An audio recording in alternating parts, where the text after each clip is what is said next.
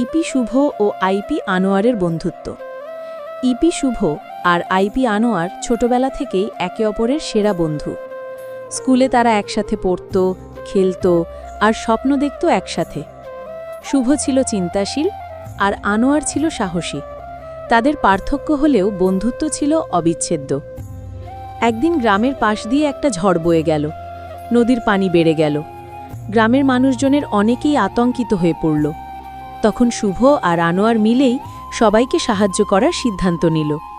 শুভ চিন্তা করল কিভাবে সবাইকে নিরাপদে সরানো যায়, আর আনোয়ার ঝাঁপিয়ে পড়ল ঝড়ের মুখে বাড়ি থেকে বাড়ি মানুষ উদ্ধার করতে। তারা একসঙ্গে কাজ করে গ্রামের সবাইকে নিরাপদ আশ্রয়ে নিয়ে গেল। ঝড় থামার পর গ্রামের সবাই তাদের সাহস আর বন্ধুত্বের গল্প শোনাল। শুভ আর আনোয়ার বুঝল সত্যিকারের বন্ধুত্ব মানে শুধু ভালো সময় নয়, বিপদে একে অপরের পাশে থাকা।